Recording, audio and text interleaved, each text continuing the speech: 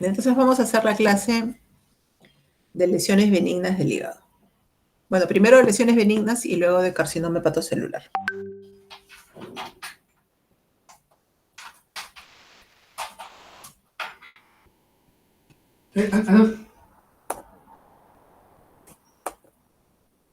Exacto, sí.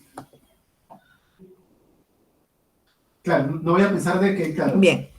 Claro, no vayas a pensar que nosotros te damos ese crédito. Entonces, ese corresponde hay un término, a otra área. hay un término que deben siempre entender cuando escuchen ustedes. El paciente tiene una lesión focal. Cuando se refiere a una lesión focal, es un término que quiere decir que le han encontrado un tumor, un nódulo, una masa, algo que ocupa espacio en el hígado. Van a encontrar esto en la terminología médica. Ah, doctora, le han encontrado una lesión focal en el hígado. Ah, ya. Esa lesión focal, ¿qué características tiene? Es lo primero que tienen que preguntar. ¿O es sólida? Y de esto va a depender que ustedes desprendan su abanico de posibilidades. ¿Ok? Entonces van a partir de esto. Lesión focal hepática. Una lesión focal hepática en general puede ser benigna o puede ser maligna. Entonces, para que ustedes puedan definir si es benigna o maligna, tienen que catalogarla. Ya. Vamos, primero, digamos que es una lesión quística. Si es una lesión quística, o sea, si su contenido es líquido, tienen que evaluarla con los distintos métodos diagnósticos que vamos a revisar, si es un quiste simple o es un quiste complejo. Si es un quiste simple, hay una entidad que se llama quiste biliar o quiste simple del hígado, que es un quiste que en realidad puede ser congénito, que no implica mayor molestia para el paciente, que suelen ser hallazgos en la ecografía y que solo pueden operarse en caso crezcan mucho, que puede pasar. Hay pacientes que por algunas situaciones el quiste llega a crecer y necesita cirugía, pero no es lo habitual. Ahora, hay quistes caracterizados como complejos. Un quiste complejo puede ser un quiste hidatídico, puede ser un absceso, puede ser una poliquistosis hepática, puede ser un cistoadenoma y puede ser incluso un cistoadenocarcinoma. Entonces, un quiste, de hecho, en la mayor parte de casos es una lesión benigna, pero puede convertirse también en un quiste maligno. Exacto, sí. Ahora, los tumores sólidos o lesión focal sólida también pueden ser benignos y también pueden ser malignos, ¿ok? Los benignos, felizmente, son los más frecuentes. Son, por ejemplo, los tumores sólidos llamados hemangiomas, la hiperplasia nodular focal, los adenomas, esas son las lesiones benignas sólidas. Eso es importante. Y las malignas van a ser primarias o secundarias. Las secundarias son las conocidas metástasis y las primarias pueden ser el hepatocarcinoma, que vamos a hablar después de esta clase, o el colangiocarcinoma intrahepático, que es el cáncer que acabamos de revisar. Bien, entonces nos vamos a basar en este esquema para ir revisando la clase de ahora. Entonces, ¿cómo solemos encontrar estas lesiones focales? Generalmente es un paciente que se hace una ecografía, que suele ser el examen más común, y les van a encontrar incidentalmente la presencia de una lesión focal. Generalmente no producen síntomas, a menos que ya sean muy grandes. ¿Y cuándo dirán ustedes se consideran grandes? Generalmente entre 10 a 15 centímetros recién se considera una lesión grande que puede dar síntomas. Normalmente no van a dar síntomas. Y estas lesiones, como ya hemos visto, pueden ser quísticas o pueden ser sólidas. Entonces, vamos a ver primero las quísticas. Las quísticas casi siempre son benignas. Pueden ser no infecciosas o pueden ser infecciosas. Las no infecciosas, bueno, obviamente son benignas. Pueden haber neoplásicas benignas y malignas, y pueden ser traumáticas. Y las infecciosas pueden ser parasitarias, pero pueden ser también no parasitarias, como los abscesos piógenos o por hongos. Entonces, el quiste simple es la forma más común de lesión focal hepática. Si les preguntan esto, ¿cuál es el tumor más frecuente en el hígado o la lesión focal más frecuente en el hígado? Es el quiste. El quiste es muy prevalente en la mayoría de la población y no implican mayor síntoma, mayor riesgo para el paciente. No se conoce bien de qué se forma, cómo se forma, desde cuándo se forma. Probablemente sean desde el nacimiento. Generalmente no crecen, pero en algunos casos van a crecer como esta imagen de acá. Y por más que sea grande, sigue siendo un quiste simple. ¿Okay? La mayoría son congénitos. La mayoría son procedentes de los conductos biliares hiperplásicos que no están conectados al sistema biliar. Estos quistes también son una enfermedad congénita que se asocia mucho a la poliquistosis renal, es la llamada enfermedad poliquística hepática, en la que el hígado se presenta con múltiples lesiones quísticas. ¿Por qué decimos quísticas? Porque ustedes están viendo que estas formaciones son hipodensas. Acá pueden ver este color, digamos, que es más negrito, a eso le llamamos hipodenso en una tomografía. Múltiples lesiones hipodensas de diversos tamaños, ¿ok? Esa es una enfermedad poliquística hepática. Tiene que ser muy diseminada para que un paciente le dé síntomas. Normalmente no da síntomas. El problema de esta enfermedad quística hepática es que generalmente se asocia a la enfermedad poliquística renal. Y cuando compromete el riñón, suele causar insuficiencia renal y es un paciente que puede entrar en diálisis, en hemodiálisis, por problema de falla renal. El hígado más difícilmente se compromete por esta enfermedad. Sí puede llegar a un trasplante. Puede ser que aparezcan tantos quistes, pero tantos quistes que ya el paciente simplemente va perdiendo la función hepática, presenta colangitis a repetición.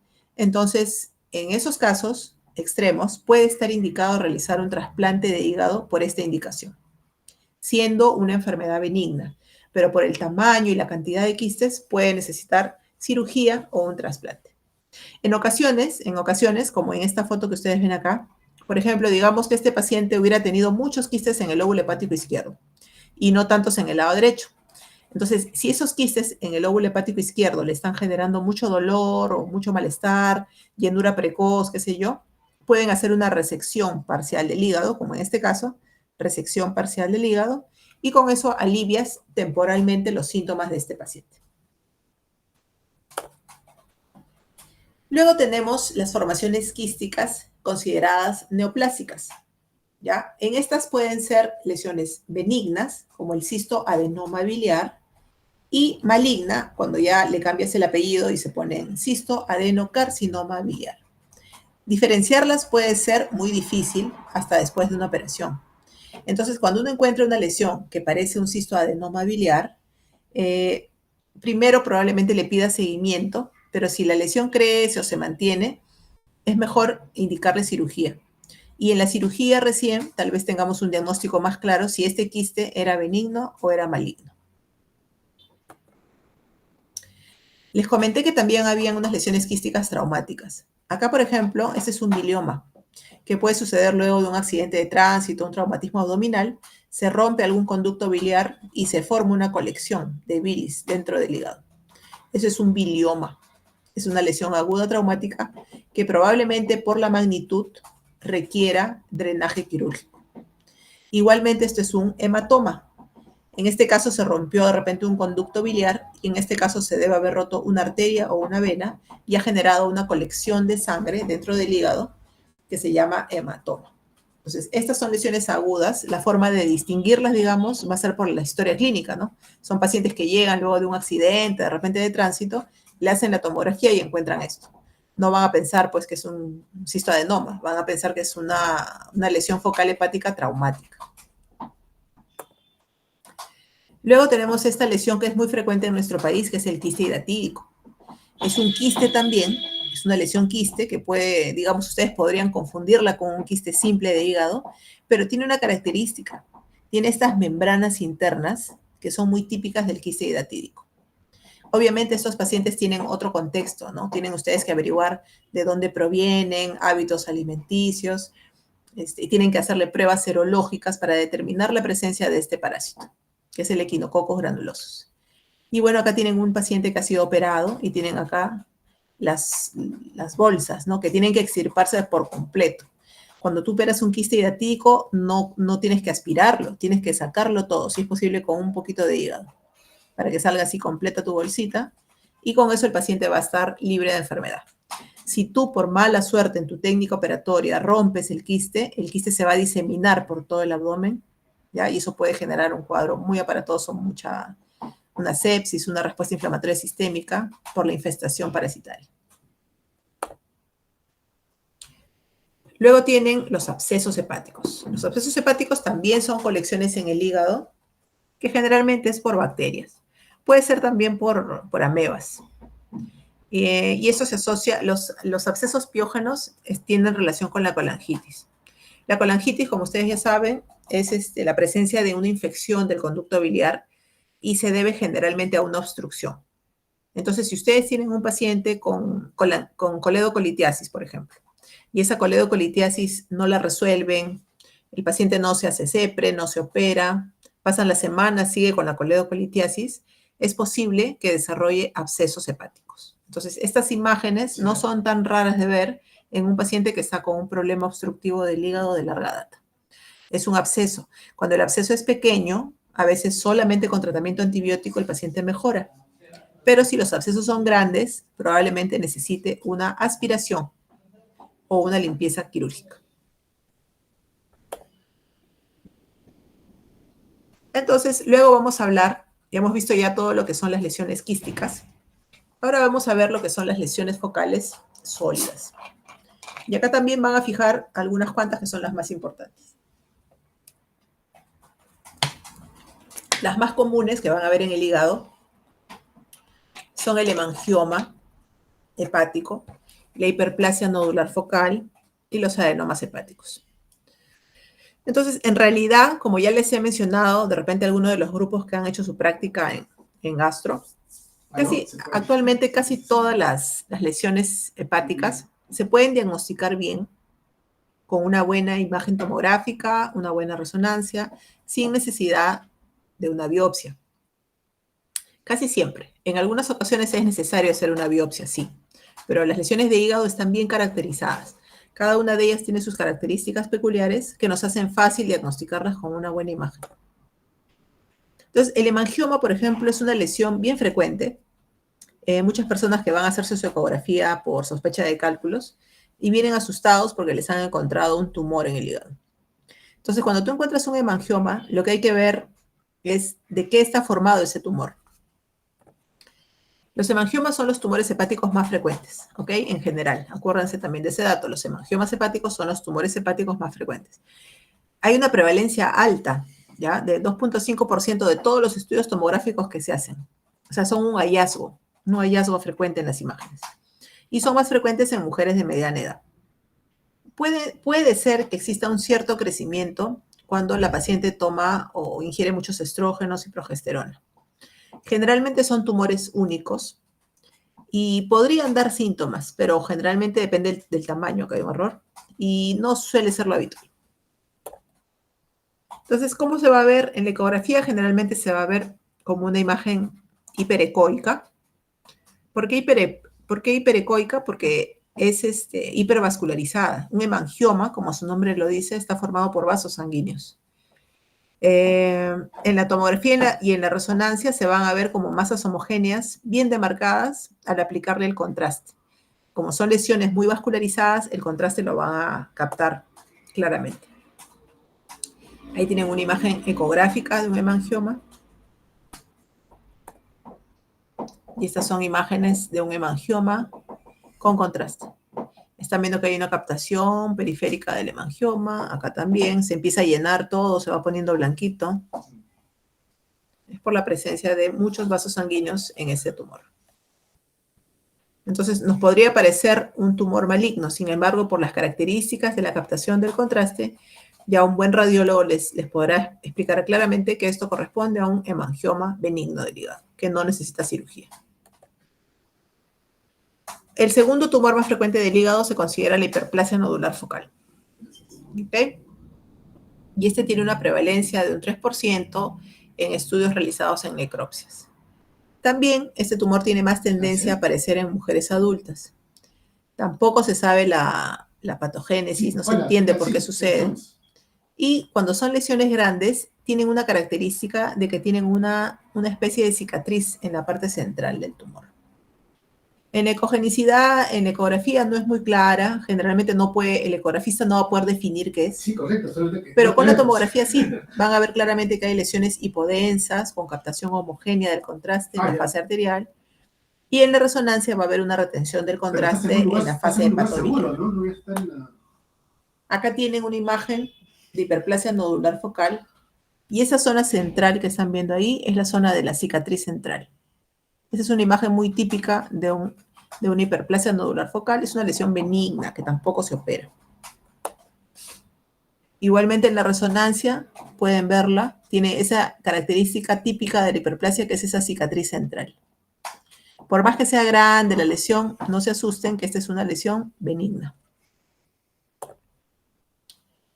El tercer tumor benigno más frecuente viene a ser el adenoma hepático. Su prevalencia no está calculada, pero este adenoma sí tiene una relación fuerte con el uso de los anticonceptivos orales. Esta prevalencia de 1 en 1.000.000 aumenta 4 veces en las usuarias de anticonceptivos orales. Si la paciente ha estado tomando anticonceptivos más de 24 meses, esta relación causa-efecto es mucho mayor. También se ha visto que hay relación con la ingesta de esteroides androgénicos y enfermedades de depósito de glucógeno. Pueden crecer, pueden ser nódulos solitarios, pero pueden llegar a medir hasta 15 centímetros. Algunos tumores tipo adenoma, sobre todo los grandes, y que están, por ejemplo, localizados cerca de la cápsula hepática, pueden romperse, pueden causar una hemorragia. Entonces hay que tener en cuenta esto. Y se ha documentado, por eso es que hay un poco de controversia en cuanto al tratamiento. Se ha reportado que estos podrían desarrollar o generar o degenerar en un cáncer de hígado. Sin embargo, esto no es muy claro. Los cirujanos actualmente no consideran que el adenoma hepático sea de necesidad quirúrgica. Se sigue considerando un tumor benigno. ¿Ya? Entonces, acá tienen también características del adenoma hepático. Sin contraste se va a ver como una lesión hipodensa. Con contraste se va a empezar a pintar y en la fase venosa van a ver cómo alcanza un realce periférico. Por más que sea grande, por las características, es sugestiva de un adenoma. Si es un adenoma, se considera benigno y al momento no está indicada la cirugía.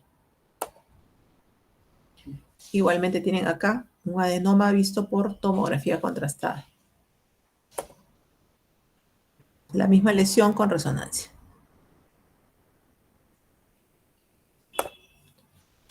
Gracias. Bien, entonces eso fue la parte de las lesiones benignas, que no es muy extenso, no es muy extenso. Recuerden que las lesiones, recuerden esta grafiquita.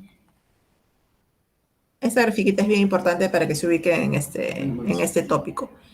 ¿Ya? Partan siempre de una lesión focal y que la lesión focal puede ser quística o puede ser sólida. Y apréndanse algunas lesiones quísticas, apréndanse cuáles lesiones sólidas son benignas, cuáles son las más frecuentes, ahí tienen las 3 más frecuentes. Pueden haber más, pero recuerden estas, apréndanse estas que son las más frecuentes, sus características y en qué grupo de pacientes está más relacionado. Acuérdense del uso de los anticonceptivos, que también suele ser pregunta de examen. Y en esta área de las lesiones sólidas, hemos hablado de las lesiones benignas, ¿ok? Ahora vamos a hablar de algunas de las malignas. Las malignas, como les comenté, en el hígado los tumores metastásicos son muy frecuentes.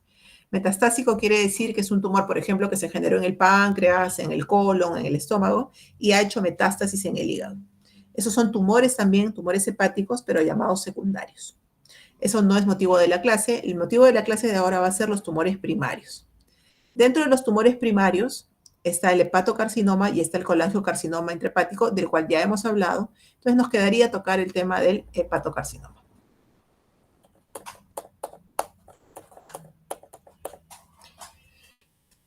El carcinoma hepatocelular es ese cáncer, que es el más frecuente, cáncer del hígado, pero que tiene una característica que también les he comentado a los chicos en la práctica. La característica principal es que se suele presentar en un hígado que está enfermo.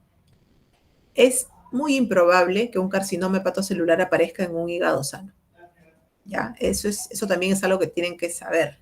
¿Ya? De cajón. Es un cáncer que solo se va a presentar en un hígado que está enfermo, no en un hígado sano.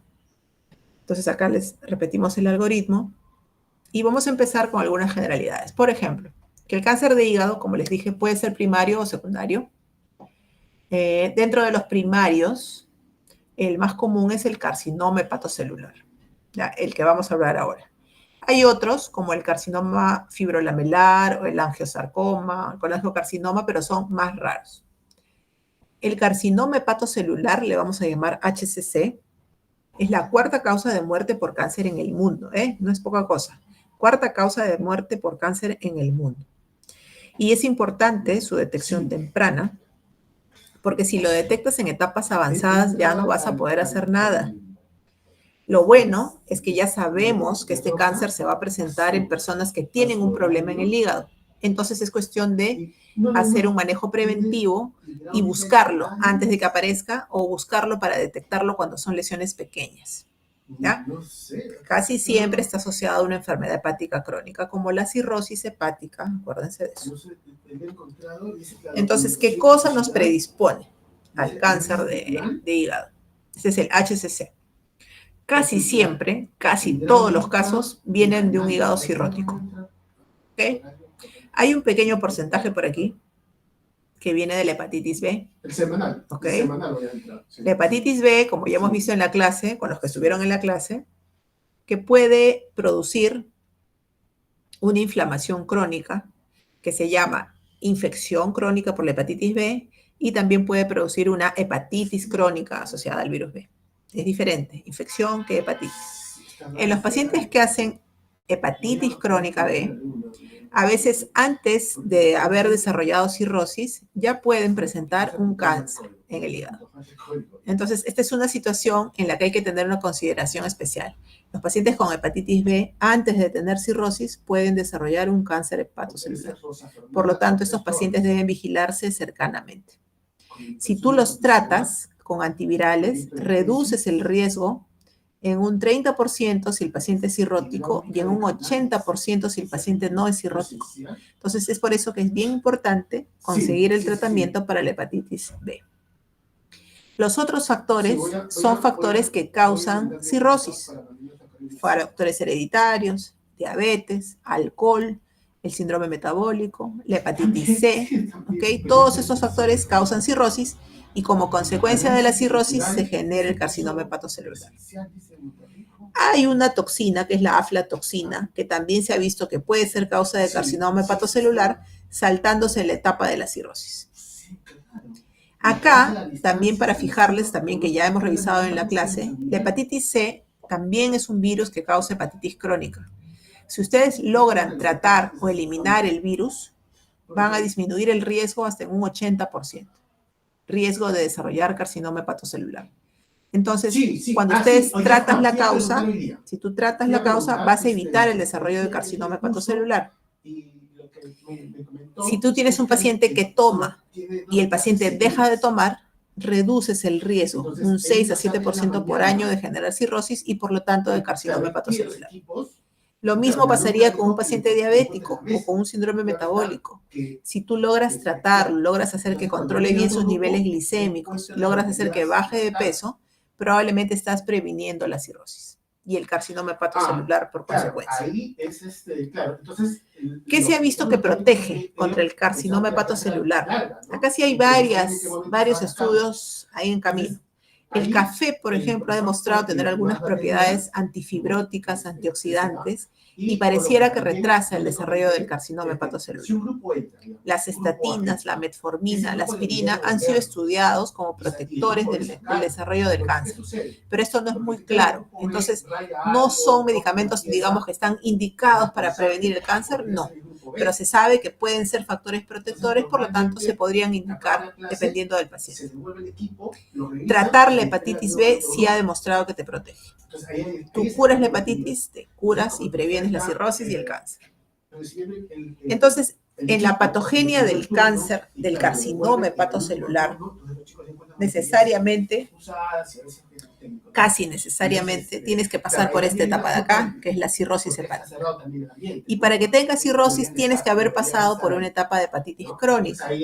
Y para que tengas hepatitis crónica, tienes que haber tenido alguno de estos factores en tu vida por un periodo largo de tiempo, para que desarrolles inflamación, fibrosis, cirrosis, y ahí recién pueden desencadenarse estas alteraciones genéticas, mutaciones, cambios epigenéticos, alteraciones moleculares que van a hacer que te aparezca un tumor en el hígado. Y el tumor en el hígado puedes detectarlo y puedes detectar un cáncer temprano. O puedes no hacer un buen seguimiento a tu paciente y detectarlo cuando está avanzado. El objetivo de nosotros como hepatólogos es detectarlo a tiempo.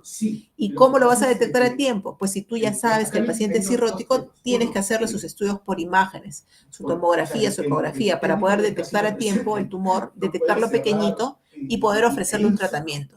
En esta etapa ya no tiene sentido. En esta etapa puedes ofrecerle alguna terapia curativa. Entonces, ¿qué es lo que pasa en estas lesiones? El cáncer obviamente no aparece de un día para otro. Generalmente aparece de una lesión premaligna. Aparece de los llamados focos displásicos. Y estos focos displásicos son obviamente a nivel casi microscópico. Casi microscópico. Estos focos displásicos van a ir generando nódulos que pueden ser precancerosos y en el tiempo van desarrollando de repente atipia, un patrón trabecular y van degenerando en un cáncer maligno. Dentro del cáncer maligno, ustedes van a tener acá que hay una etapa en la que le llamamos early HCC, cuando el tumor es muy pequeñito. Generalmente tumores menos de 2 centímetros. Y esos son tumores con mejores opciones de tratamiento. Cuando el carcinoma ya ha progresado y es un tumor mayor de 2 centímetros, ya generalmente se considera que ya deben haber metástasis. Entonces, como ya hemos visto que el carcinoma hepatocelular se va a presentar en un paciente con cirrosis o hepatitis crónica de alguna causa, lo más importante es hacer una vigilancia del carcinoma hepatocelular. ¿Qué quiere decir vigilancia? Es establecer alguna estrategia de prevención secundaria para disminuir la carga de carcinoma hepatocelular, o sea, detectar tempranamente para poder ofrecer un tratamiento. ¿A quién le hacemos vigilancia? Le hacemos vigilancia obviamente a los cirróticos, a los pacientes con hepatitis crónica, sobre todo la B, y sobre todo si es que este paciente con hepatitis B crónica, aparte toma, aparte tiene HIV, aparte es gordo, aparte es diabético. Pacientes con riesgo. La mayoría de guías internacionales les recomienda hacer ecografía y alfa-fetoproteína cada 6 meses. La alfa-fetoproteína es el marcador tumoral que suele elevarse en el carcinoma hepatocelular. Pero, ¿qué pasa con las ecografías? Nosotros estamos viendo en los últimos años, lamentablemente, la calidad de la ecografía o del ecografista no permite que detectemos lesiones tumorales a tiempo. En el último año hemos optado como una medida del servicio, digamos, en el hospital, el realizar tomografías una vez al año a los pacientes. Y se han detectado varios casos de carcinoma hepatocelular avanzado en pacientes que tenían una ecografía de los últimos 6 meses y en los que no se le vio ninguna lesión tumoral.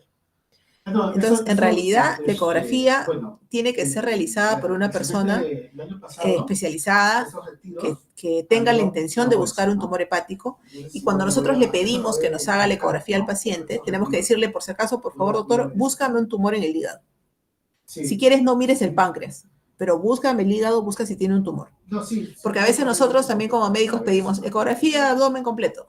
Entonces, ¿el doctor qué va a hacer? Se va a poner a medir el riñón, a medir el vaso, a medir la porta, a medir la vesícula, y no va a buscar lo que nosotros queremos que encuentre. Entonces, si nosotros tenemos al cirrótico y lo que queremos es que nos busque el tumor, pónganle claramente en su solicitud de examen, búscame un carcinoma hepatocelular en este hígado. O si no, pidan una tomografía, que es un examen con mejores respuestas. Entonces, ustedes cuando tengan un caso y quieran realizar su tratamiento, su seguimiento en base a guías, siempre tienen que buscar las guías disponibles en el mundo. En el caso del cáncer de hígado, tenemos guías americanas, tenemos las guías Asia-Pacífico, tenemos guías europeas, tenemos guías, otra guía europea también oncológica, y en estas guías les orientan, ¿no? Por ejemplo, si tú quieres detectar o prevenir o encontrar un cáncer hepatocelular a tiempo, tienes que hacer seguimiento. ¿Qué recomiendan? Por ejemplo, los americanos recomiendan hacer una ecografía y una alfa-fetoproteína cada 6 meses. La APACEL, que es la guía Asia-Pacífico, también recomienda hacer una ecografía y una alfa-fetoproteína cada 6 meses. Los europeos, por ejemplo, no le tienen fe a la alfa-fetoproteína, no la recomiendan dentro de la guía. Y los oncólogos también están recomendando la alfa-fetoproteína. Pero en las guías, si ustedes ven, no recomiendan la tomografía. Probablemente tienen más confianza en sus ecografistas que nosotros. Entonces, igualmente acá, las recomendaciones de cuándo hacer el chequeo casi siempre es cada 6 meses. Entonces, el diagnóstico del carcinoma hepatocelular, como les comenté al inicio de la clase, actualmente no requiere biopsia. Tal vez antes, años atrás, era necesario tener una biopsia, como en cualquier tipo de tumor, para poder definir la estirpe y para poder orientar la quimioterapia y el tratamiento. En el caso actual del carcinoma hepatocelular, no es necesario realizar la biopsia. ¿Por qué? Porque las tomografías, que ahora se realizan en 3 fases, llamadas el examen trifásico, les van a hacer una captación, digamos, del contraste en la fase arterial, en la fase venosa y en la fase portal. Entonces, ustedes van a tener una forma de captación del tumor. Entonces, el carcinoma hepatocelular tiene una característica muy típica que se pinta muy rápido en la fase arterial. Es hipercaptador en la fase arterial. ¿Ok? Es hipercaptador en la fase arterial.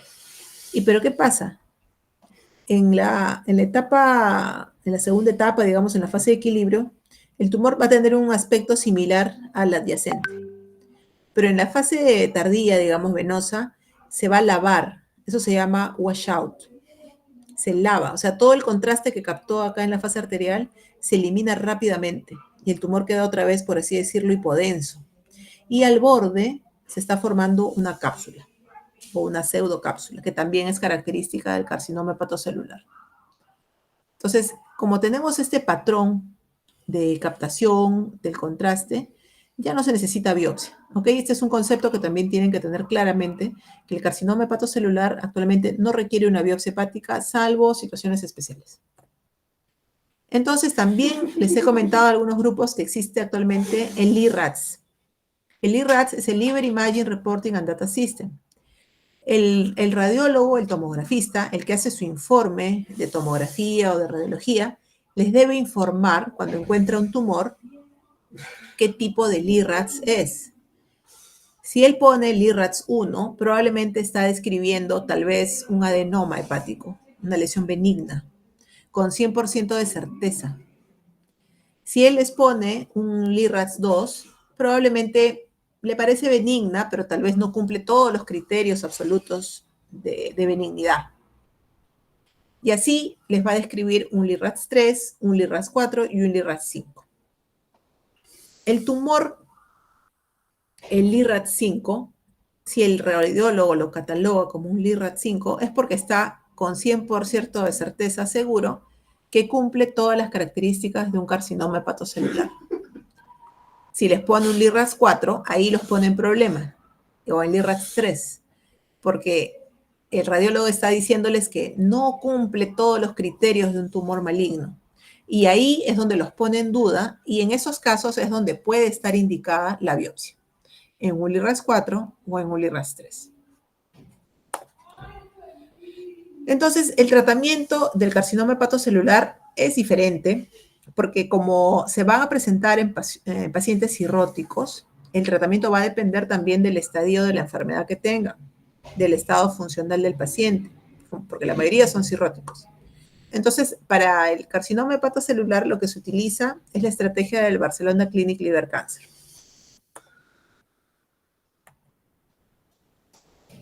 Entonces, esto también es un tema complejo, que se ve mucho en el tema de trasplante de hígado.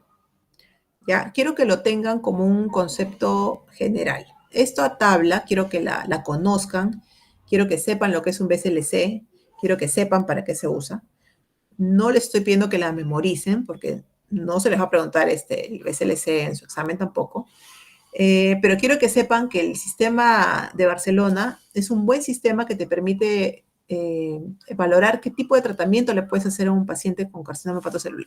Por ejemplo, digamos que es un paciente que tiene un tumor único, que es un tumor chiquito, digamos que mide 1 centímetro, tiene buena función hepática y tiene un PS0 que quiere decir que su estado funcional del paciente es súper bueno, súper normal. Entonces, si es un paciente, estamos hablando que son cirróticos todos, ¿ah? Pero el tumor es chiquito, el paciente de repente es un Chai-La o tiene un MEL 10, digamos, no sé, es un paciente que está en buen estado general. A ese paciente tú le puedes ofrecer tratamientos que pueden ser curativos. Le puedes hacer una ablación del tumor, que consiste en quemar el tumor, o lo puedes mandar a operar al paciente. Si tú le haces ablación o lo operas, a este paciente tú le estás ofreciendo una sobrevida grande, de más de 5 años. Hablar de sobrevida en cáncer, decir que tiene una buena sobrevida a 5 años, es muy bueno, ¿okay? Es muy bueno. Entonces, poder detectar un tumor chiquito a tiempo y poder curarlo es lo ideal. Eso se llama estadio 0 del Barcelona. Si estamos en un estadio A, por ejemplo, tenemos que el tumor puede ser único o puede tener 2 a 3 nódulos, pero pequeños.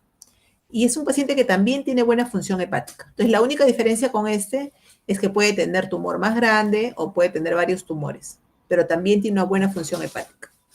Entonces, en este caso, ¿qué le pueden ofrecer al paciente? Si es un tumor único, y si es un paciente que está en buen estado como para operarse, le puedes ofrecer la resección. Y la resección es un buen tratamiento curativo, porque tú le sacas el tumor y es como si lo estuvieras curando al paciente. Lo dejas con su cirrosis, pero lo estás curando, el tumor. Por acá tenemos otra opción. ¿Qué pasa si el paciente ya no es un buen candidato para cirugía? Ya no es, digamos, porque tiene varices, porque tiene mucho sangrado varicial, qué sé yo.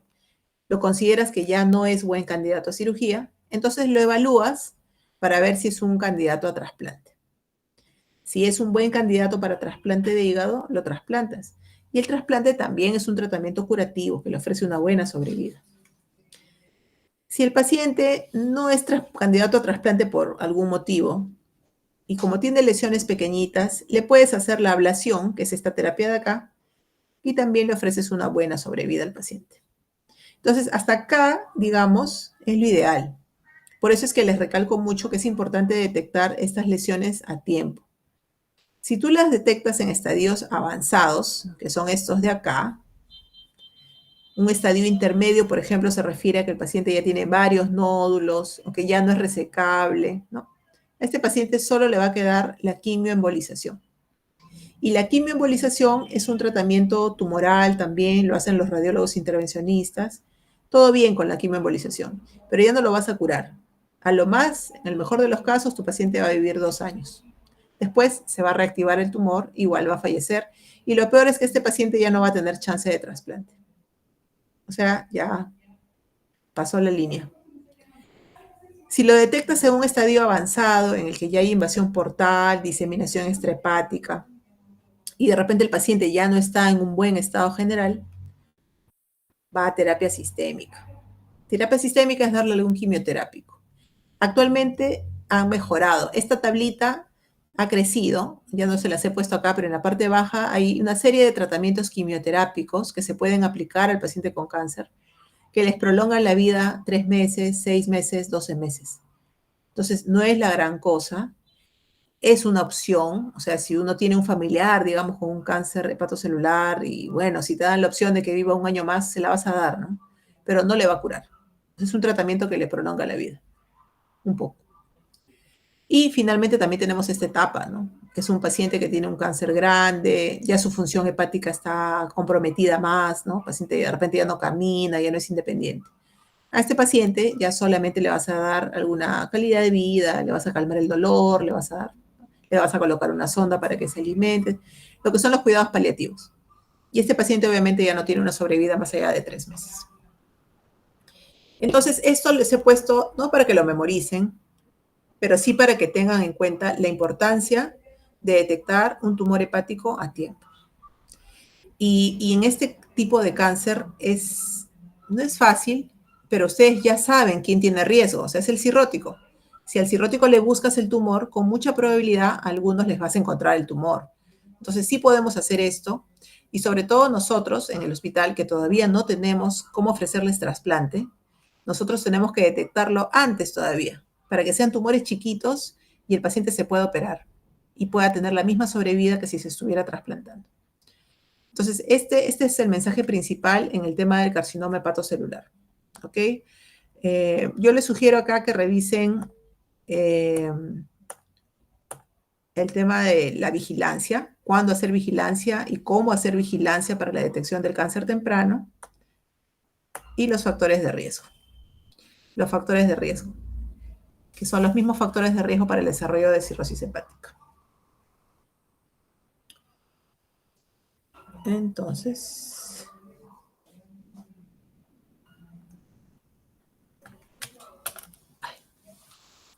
eso sí sería ya la clase que teníamos pendientes.